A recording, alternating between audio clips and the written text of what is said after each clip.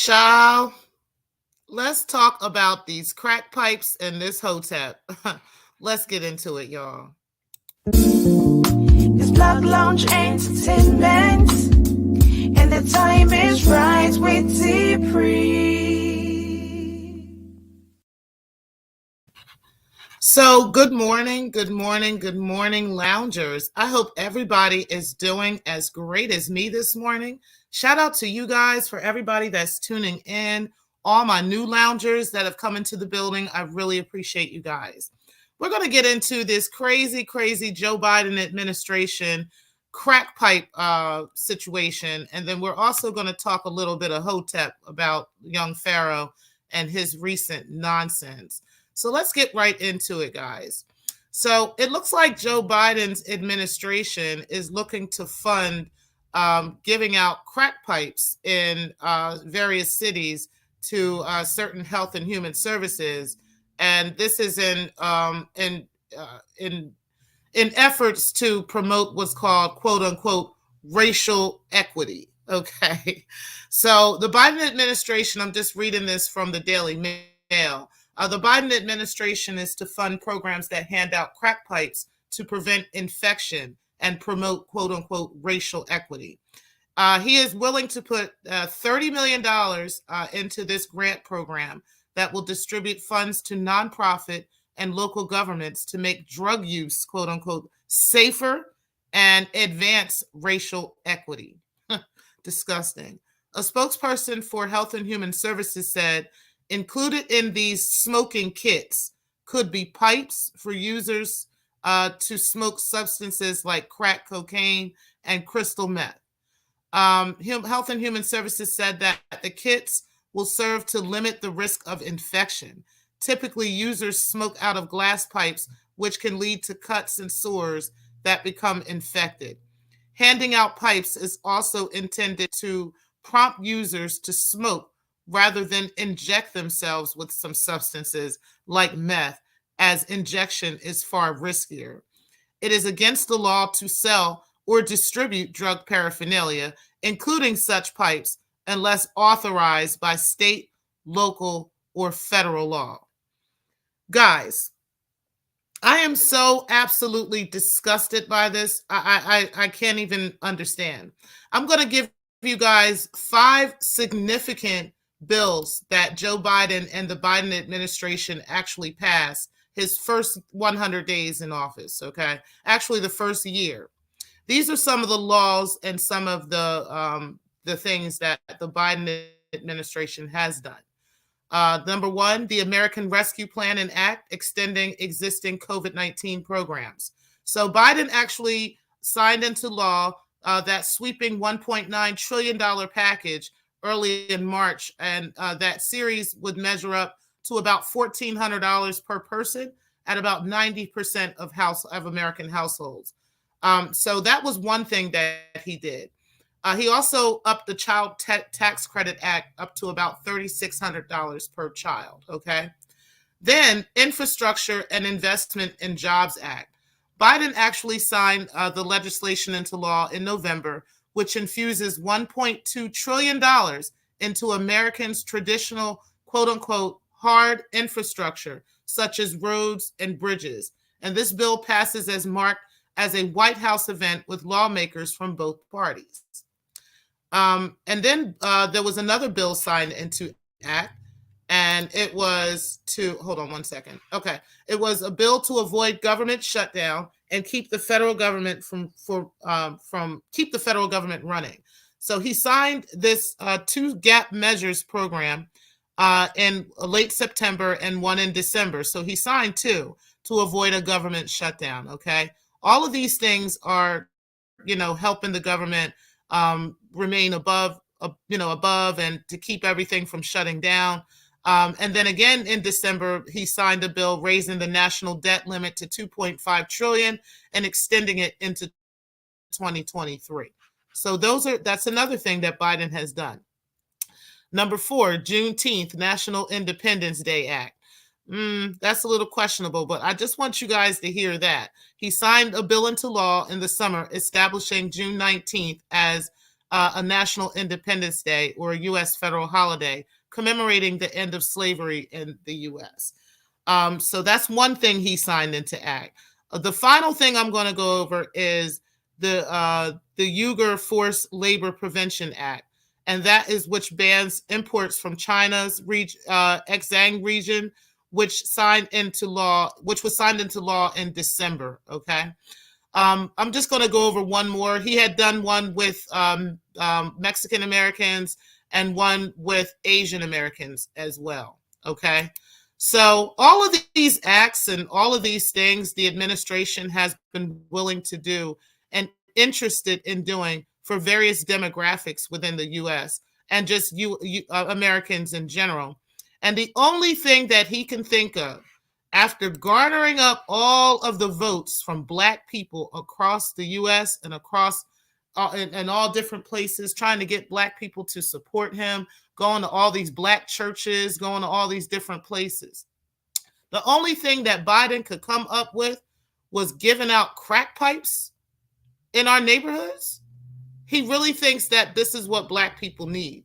Forget about reparations. Forget about trying to pass laws to protect Black children, to protect education within our neighborhoods. Forget about putting us into good jobs and providing opportunities within our neighborhoods to get rid of the drug usage, to providing programs and adding funds to programs to clean up crack out of our neighborhoods, to those kinds of things. He is willing to put millions upon millions of dollars into creating an additional problem within our neighborhoods. He is willing to promote the use of drugs in our neighborhoods.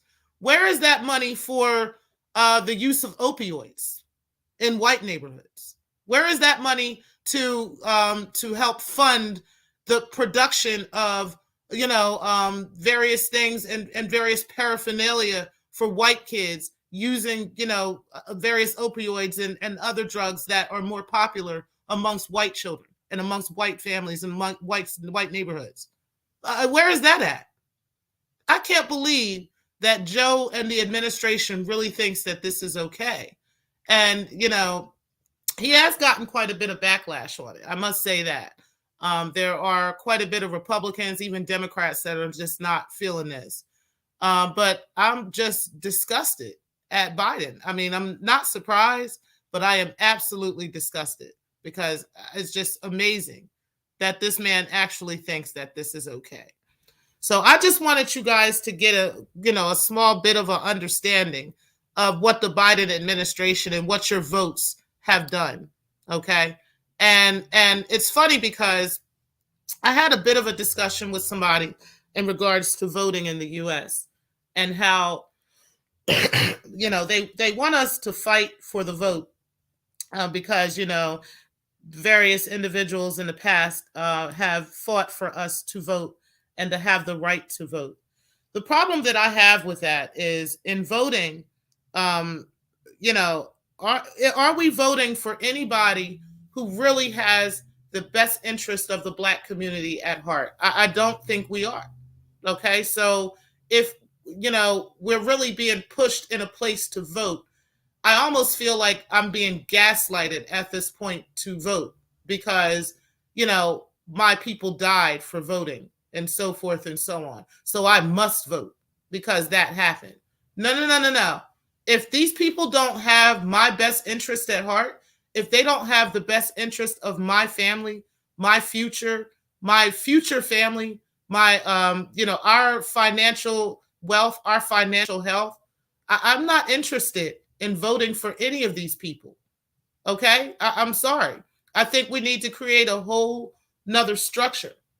I think we need to create a whole nother government, if not, if per se. I mean, I can go a little bit deeper into that, but I'll do that in members only. But either way, this right here is not it. Voting for these types of people, this is the results that you get for voting for this man.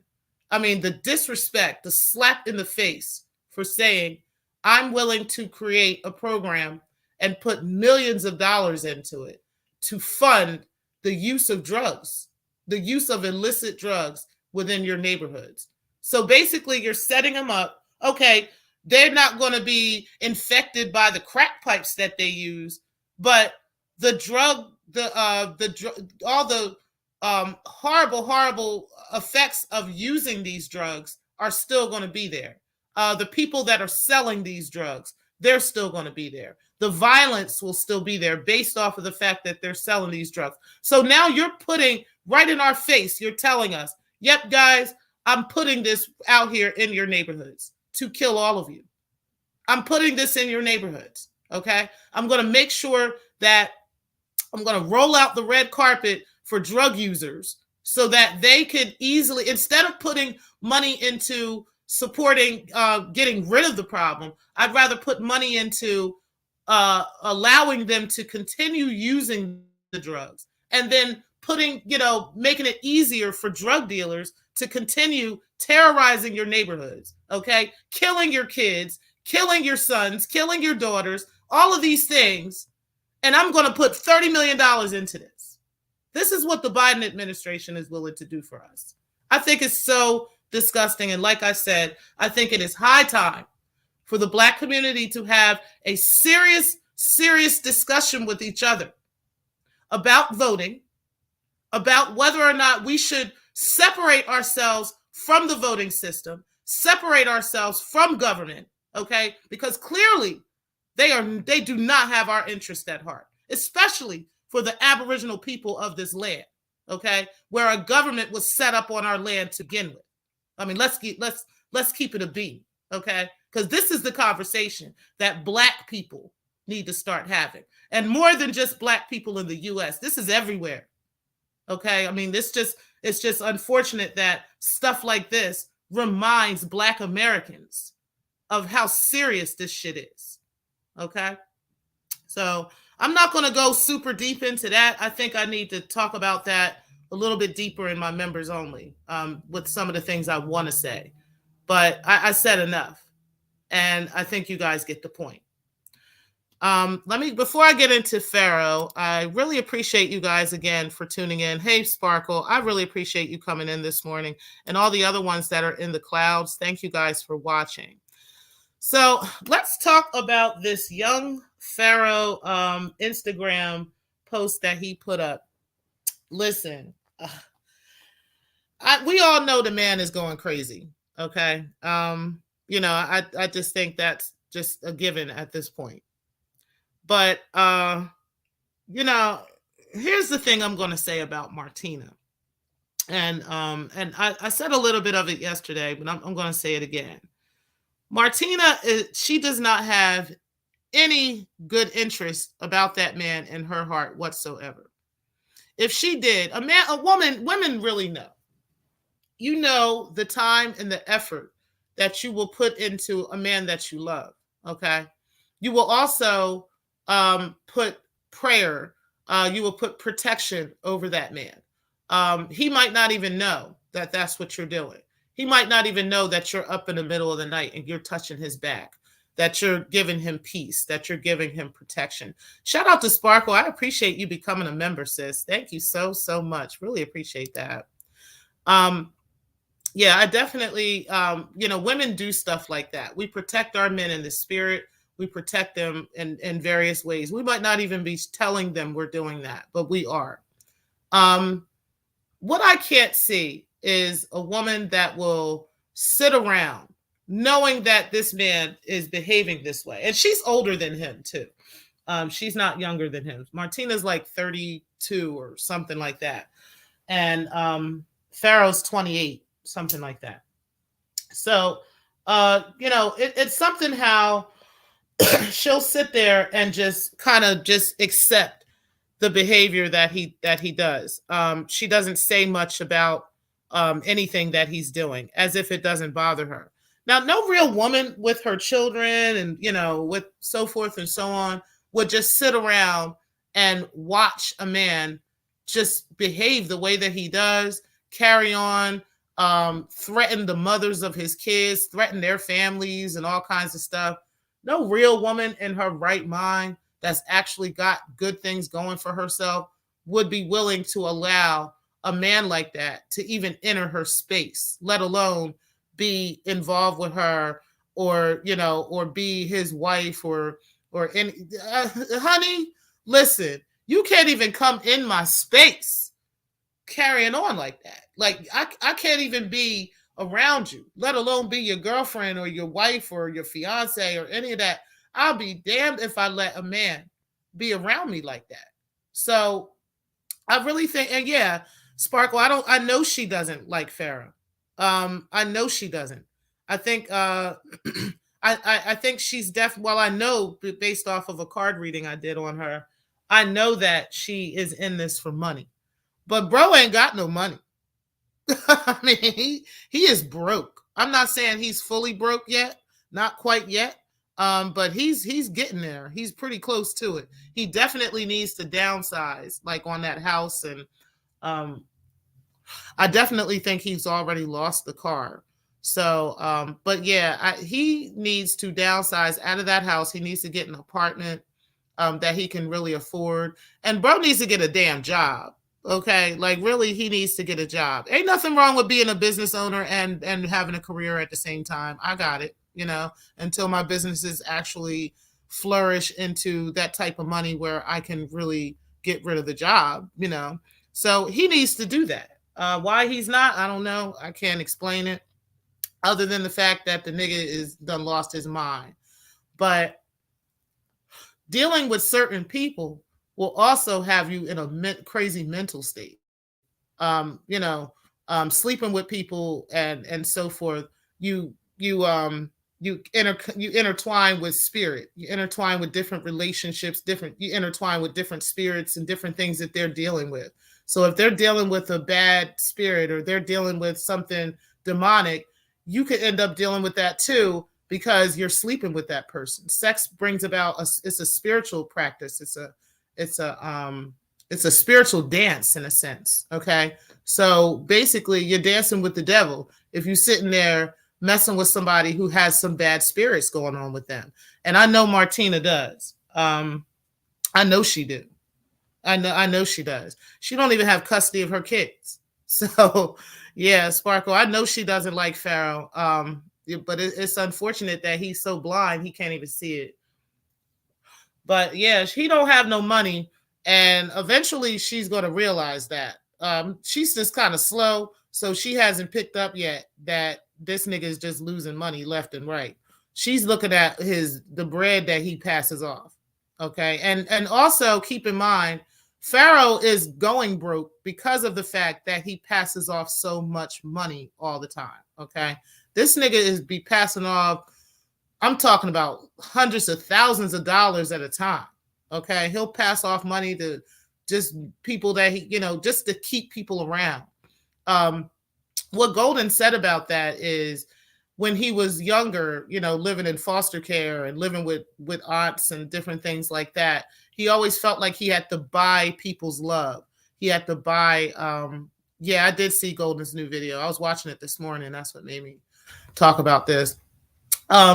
He always feels like he has to buy people's love. He has to buy, people caring about him, people doing things for him. So he's always buying the people around him, all those two guys that were living there, Lou and the other guy, he was like buying their clothes and their shoes. These grown ass men, this man taking care of these men. Okay. So of course they laid up in his crib cooking and going in the pool and shit. Like they living their best life. They ain't had to do shit. Okay. Because Pharaoh took care of everything. It was like he was their father or something.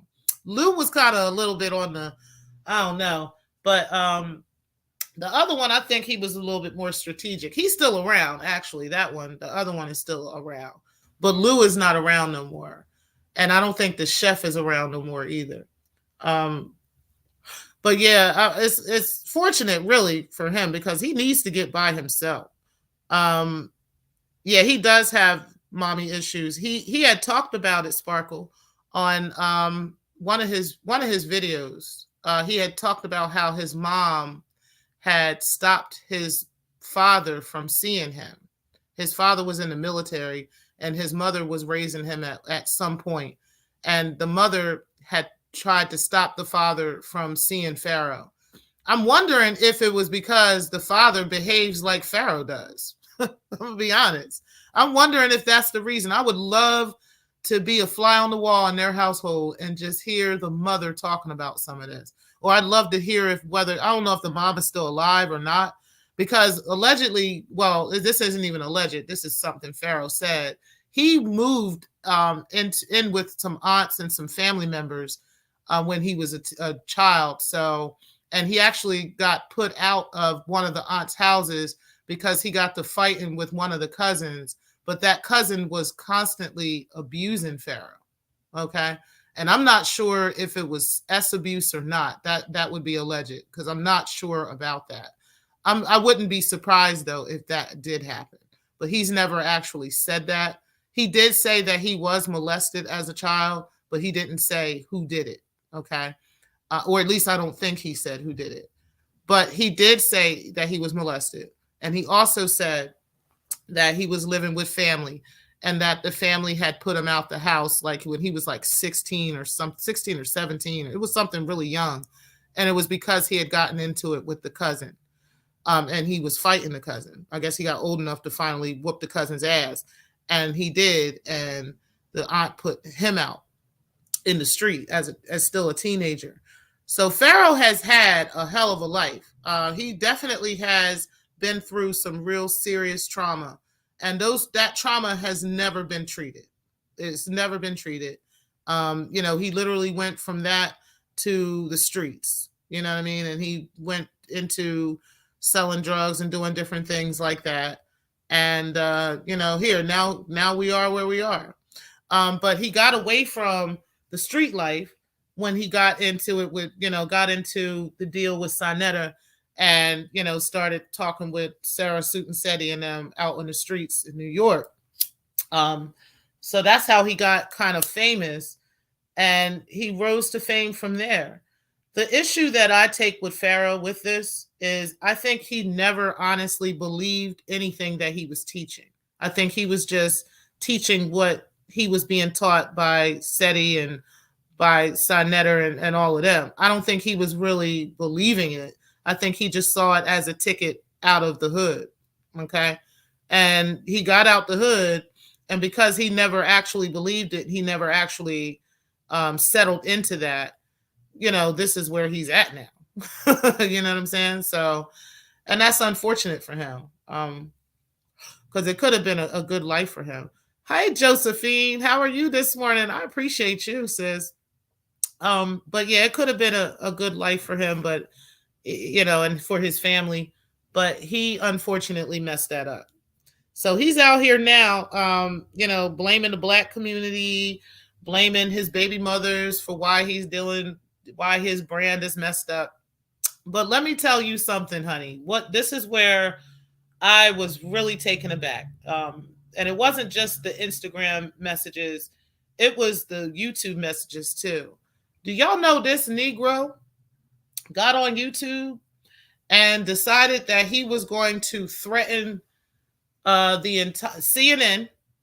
He threatened the owners of CNN and YouTube or Google, and said that if he doesn't get a certain amount of money sent to him within 24 hours, and this was like a day, this like yesterday, something like that. He said within 24 hours, if he doesn't get a certain amount of money sent to him, he's going to go and blow up both studios, and he's going to do some harm to these people. He also put a ransom in there and said that they can drop the money off to the Texas governor, and this is not alleged, y'all. Y'all can go look this up. Y'all can look for yourself. You can even check out Shut Up and React TV. He was reacting to these videos, so I'm going to put a link to Shut Up and React TV's channel in my description, and go ahead and sub to his channel because he is great. He is funny. I know a lot of you guys in the sector know him and know about him, so definitely get into him. He's the one that's been going back and forth with Mr. Skinny and Kwame Brown. So y'all check him out. And also he does a lot of young Pharaoh videos, so he's really funny. Anyway, I'm going to put a link to his reaction to that video in the description box, because I don't know if Pharaoh has removed the video from his channel. So if he has, then we got that shit. Okay. So I'm going to make sure y'all see it too. But yes, this guy threatened CNN. He threatened George Soros. He threatened YouTube. Well, he threatened Google and said that he was going to blow up the buildings. Yeah. And then he said that he don't care, and then he was going to go and kill the families, and he was going to do all this crazy stuff. Yeah, and he thinks for some reason, because a former CIA agent who's been killed, Robert Steele, gave him a shout out one day. He thinks that somehow he has diplomatic immunity, and he actually has said that several times. So we know we're dealing with a nutcase with Pharaoh, but like I said yesterday, because of all these threats and all this crazy stuff he's doing, I'm hoping that they actually put him in a mental facility. Somebody can kind of 302 his ass and put him in a mental facility, because he needs help. Like, he needs real mental help. The last bit of money he got, they need to take that money and put him in a nice facility where he can get the real help that he needs. And a 302 would mean that somebody would be able to take over and become a power of attorney over him, and they would make the decision to have him committed. And I hope that could happen. But it would take something extreme.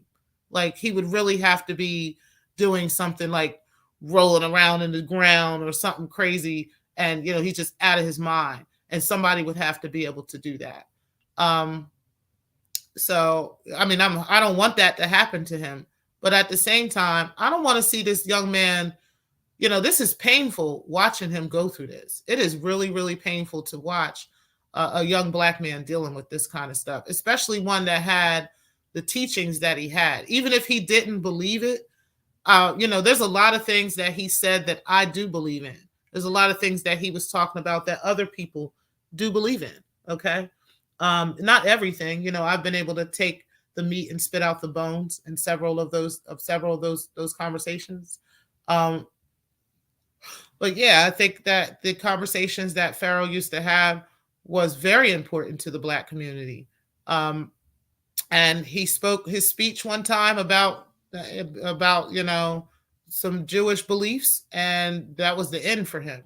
Literally, that was literally the spiral right there. That's when the agents started showing up in his life.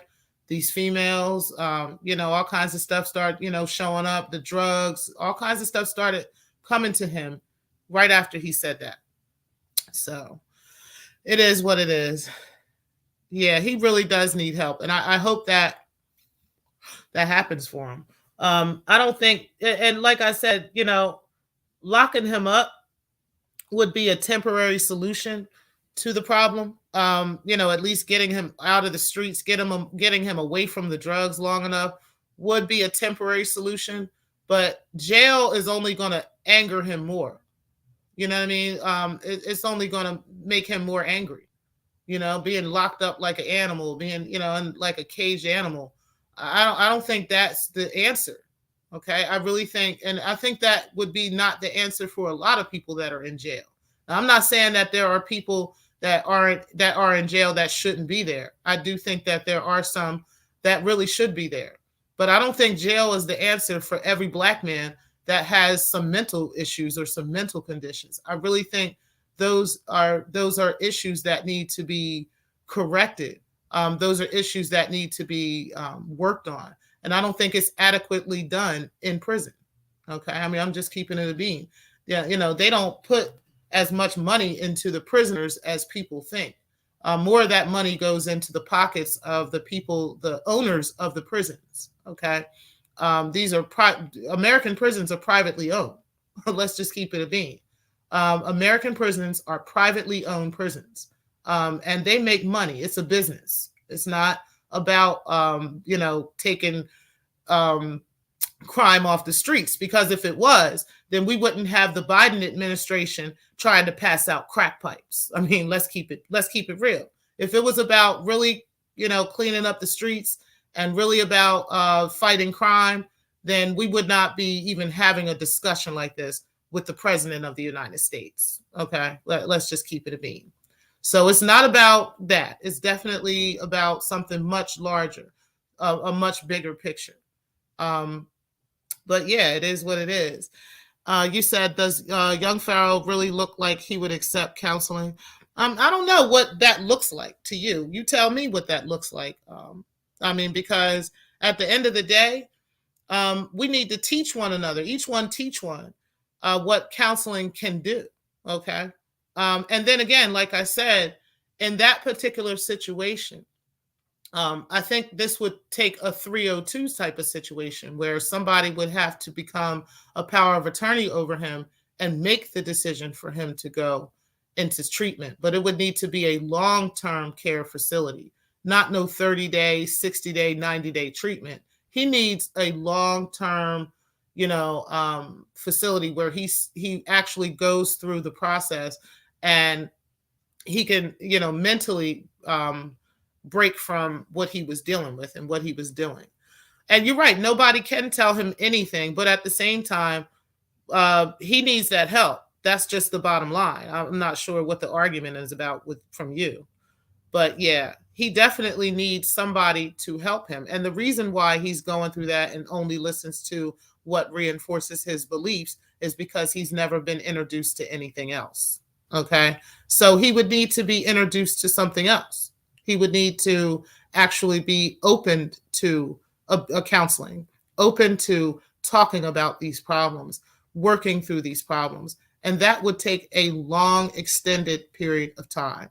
And then afterwards, additional time, out care treatment. So, and yeah, you're right. He has to want the help. But again, like I said, I don't think you were listening. I said, I believe he needs a 302. A 302 would be where somebody becomes power of attorney over this person because they are no longer adequate or adept to be able to make decisions on their own. Okay. So somebody can become a power of attorney over him and place him in a long-term treatment facility. So please go back and hear what I said, because you're kind of arguing back and forth with something I'm not saying. Okay. Yeah, like I said, he definitely needs to get mental support and mental help, but he can only do that, if number one, he wants to, or if somebody tries to put him in a situation like that. So hopefully one of those things will happen. But preferably, we hope that he'll just wake up and realize he needs to help himself. Hey, Vici, I appreciate you coming in today, being a member. I appreciate you, bro.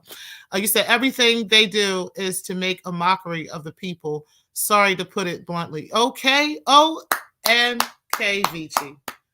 Everything is to make a mockery of our people. And it's crazy.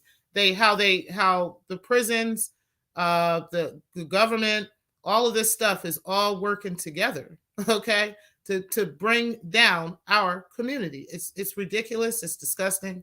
And it's sad. And now we can see it. Okay. The matrix has been broken. Okay. Niggas is just opening their mouth. They talking, they saying stuff, and it's showing right up in our face. Okay. Yeah.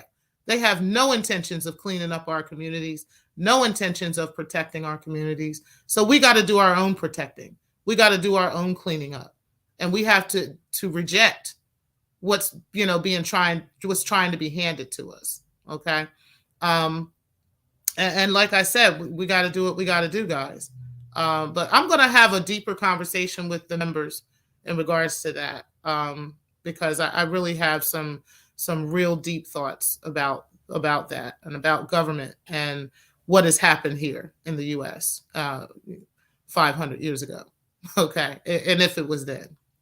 So I'm going to get out of here. I really appreciate you guys and the conversation that we had this morning. I thought this was really important to have, and to just at least, talk about a little bit of mental health and also talk about what is really best for our community What directions do we plan on going? What are we going to do from here? Are we just going to keep rolling over and taking this BS, or are we going to fight? Okay, are we going to go to war? Like, what we doing? What we doing? All right, y'all. I'm going to holler at y'all later. I appreciate y'all for tuning in. And members, be looking out for that video. We'll be coming, we'll be talking about that. It's not going to be today, but we will be talking about that. And also check out Sparkle for you, Vici, and the other members that are in. Check out the members only tab or the community tab. We do have a poll over there in regards to 2 programs that we're going to be starting in members only, which will be Ladies Night and Gentlemen's Club. Okay, they're going to be on separate nights, but they're going to be the same night, but it won't be on the same day. So I'll have Ladies Night one night, Gentlemen's Club another night. Okay, but you guys go ahead and check that out, and I will talk to y'all later. Thank you guys for tuning in, and peace.